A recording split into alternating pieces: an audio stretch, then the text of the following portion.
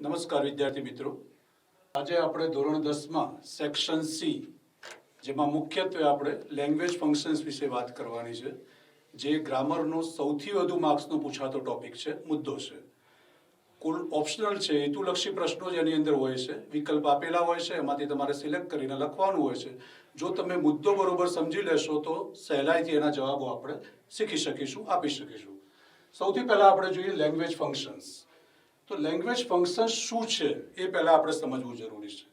તો કોઈ ચોક્કસ ઉદ્દેશ અથવા કાર્ય માટે જે ભાષા આપણે ઉપયોગમાં લઈએ છીએ એને આપણે લેંગ્વેજ ફંક્શન તરીકે ઓળખીએ છીએ. કોઈ પણ વાત આપણે કહેવી હોય તો એના માટે જે ભાષા આપણે લેવામાં આવે એના માટે આપણે લેંગ્વેજ ફંક્શન વાપરીએ છીએ. દાખલા તરીકે આમંત્રણ આપવું, સલાહ માગવી, સૂચન કરવું, ફરિયાદ કરવી, માફી માગવી વગેરેને અંગ્રેજીમાં આપણે લેંગ્વેજ ફંક્શન તરીકે ઓળખીશું. એટલે કોઈ પણ વસ્તુ કહેવા માટે, અભિવ્યક્ત કરવા માટે જે ભાષા આપણે વાપરીએ છીએ આપણને એને ટૂંકમાં આપણે સરળ ભાષામાં ફંક્શન તરીકે ઓળખીએ છીએ. ચાલો હવે આપણે એક એક ફંક્શનનો ઉપયોગ જોઈશું. સૌથી પહેલા આપણી પાસે ફંક્શન છે સ્પેસિફાઈંગ ટાઈમ. એના ટાઇટલ ઉપરથી તમને ખબર પડી જશે કે એમાં તમારે સમયની વાત કરી છે. તો ક્રિયા છે સમયનો નિર્દેશ કરે છે અને એમાં સમય, તારીખ અથવા દિવસનો ઉલ્લેખ થયેલો હોય છે. આપણી પાસે એક્ઝામ્પલ છે I will go home at 7 o'clock. બરોબર, ટાઈમ ઇન્ડિકેટ કરેલો છે, સમય. Sheetal visited Vadodara last week. બરોબર, પીરિયડ ઓફ ટાઈમ જે સમય દર્શાવેલો છે તે છે. હવે બીજું એમાં આવે છે સ્પેસિફાઈંગ ટાઈમમાં બે ટોપિક આપણે લેવાના છે એની અંદર.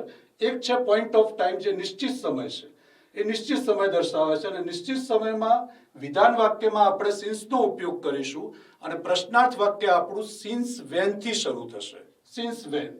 હી હેઝ બીન ટીચિંગ સિન્સ 2020. 2020 થી તે અંગ્રેજી શીખવે છે, ભણાવે છે. પોઈન્ટ ઓફ ટાઈમ, ક્રિયા શરૂ થવાનો સમય એમાં દર્શાવેલો છે. Since when has it been raining. બરોબર, તો પોઈન્ટ ઓફ ટાઈમ માટે આ બે શબ્દોનો આપણે ઉપયોગ કરીશું. ચલો નેક્સ્ટ જોઈએ આપણે એના પછીનું ફંક્શન ડ્યુરેશન ઓફ ટાઈમ, જેને બીજા સમયમાં આપણે કહેવું હોય બીજા શબ્દોમાં તો પીરિયડ ઓફ ટાઈમ, સમયગાળો બતાવે છે. એમાં આપણે વાક્ય ફોર થી શરૂ થશે અને પ્રશ્નાર્થ વાક્ય હશે તો હાઉ લોંગ થી શરૂ થશે. Jay has been travelling for a week. Period of time, સમયગાળો, એક અઠવાડિયાથી મુસાફરી કરી રહ્યો છે. How long have they been playing cricket. તો આ રીતે ટાઈમની અંદર પોઈન્ટ ઓફ ટાઈમ અને પીરિયડ ઓફ ટાઈમ બે વસ્તુ આપણે જોવાની છે. ચલો ચોથો આપણો મુદ્દો છે ડિસ્ક્રાઇબિંગ પર્સન. વ્યક્તિનું વર્ણન. વ્યક્તિનું વર્ણન કરવાનું છે, એની ખાસિયત બતાવવાની છે. એમાં સંબંધક સર્વનામો આપણે હુ, હુઝ અથવા હુમનો આપણે ઉપયોગ કરીશું. Maya is the girl who has won the medal. Maya એ છોકરી છે કે જે મેડલ જીતેલી છે. ચલો નેક્સ્ટ જોઈએ આપણે ડિસ્ક્રાઇબિંગ થિંગ. આ ફંક્શનમાં વસ્તુનું વર્ણન કરેલું છે, કોઈ પણ વસ્તુ, અને એના માટે સંયોજક આપણે વાપરીશું which અને that. The bag that you found is mine. The book which I bought is written by Meghani. I have a watch made in Japan. તો એમાં which અને that સંયોજક વપરાશે. ચલો એના પછીનું આપણું ફંક્શન છે ડિસ્ક્રાઇબિંગ એક્શન અથવા ફ્રીક્વન્સી ઓફ એક્શન. આ ફંક્શન કોઈ રોજિંદી ક્રિયા અથવા વારંવાર થતી જે ક્રિયા હોય એનું વર્ણન કરે છે. એમાં મોટા ભાગે સાદા વર્તમાન કાળના ટાઈમ ઇન્ડિકેટિંગ વર્ડ, સમયદર્શક શબ્દો વપરાય છે, જેવા કે always, never, often, sometimes, rarely વગેરે. Mohan never comes late. Mohan ક્યારેય મોડો પડતો નથી. She often visits the school library. તે વારંવાર સ્કૂલ લાઇબ્રેરીની મુલાકાત લેશે. ફ્રીક્વન્સી ઓફ એક્શન અથવા ડિસ્ક્રાઇબિંગ એક્શન તરીકે આપણે એને જોઈશું. ચાલો એના પછી છે આપણી પાસે ઇન્ક્વાયરી એઝ નેચર અથવા સિકિંગ ઇન્ફોર્મેશન. બિલકુલ સરળ ફંક્શન છે આ રહ્યું. કોઈ પણ પ્રશ્નાર્થ વાક્ય હોય જે WH થી શરૂ થતું હોય અથવા તો ઇન્વર્ઝન ક્વેશ્ચન, ઉલટ પ્રશ્ન હોય, એના માટે આપણે વાપરીશું. એટલે WH વાળા બધા શબ્દો વોટ, વેર, વેન, વાય વગેરે એ બધા જ આમાં આવી જશે. What is the price of this shirt. બરોબર, WH ક્વેશ્ચન અથવા ઇન્વર્ઝન ક્વેશ્ચન. ચલો નેક્સ્ટ પછી છે એક્સપ્રેસિંગ કન્ડિશન. કન્ડિશન એટલે શરત. જો અને તો, એમાં બે સંયોજકો મુખ્યત્વે વપરાશે, ઇફ અને અનલેસ, અધરવાઇઝ અથવા ઓર એલ્સ જેવા સંયોજકો વપરાશે. જો આમ કરશો તો આમ થશે. If you work hard you will get good marks. Run fast otherwise you will miss the bus.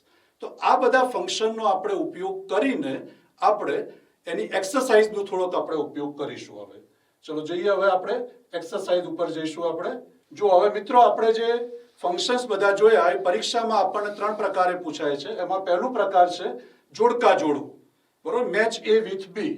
આપણે પહેલું છે વી ઓફન પ્લે ચેસ. અહીંયા જો ઓફન શબ્દનો ઉપયોગ કરેલો છે. આપણે વાત કરી હતી કે ઓફન શબ્દ વાપરીએ એ ફ્રીક્વન્સી ઓફ એક્શન દર્શાવે છે. તો એમાં આપણું અહીંયા આપણે જોઈએ સામેથી તો કયું આવશે, તો ડિસ્ક્રાઇબિંગ એક્શન આપણે એની અંદર લઈશું. Father went to office at 10 AM.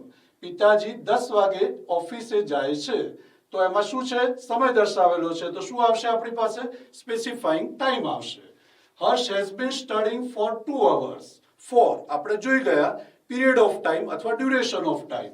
તો અહીંયા શું આપેલું છે આપણને, ડ્યુરેશન ઓફ ટાઈમ. તો એનો આપણે ઉપયોગ કરીશું. ચાલો હવે બીજા થોડાક ઉદાહરણ જોઈએ આપણે. હવે બીજી રીતે જે ફંક્શન્સ છે એમાં ડાયલોગ કમ્પ્લીશન, સંવાદ પૂર્ણ કરવાનો છે આપણે. આમાં તમને સંવાદ આપેલો હશે, નીચે 4 ઓપ્શન હશે.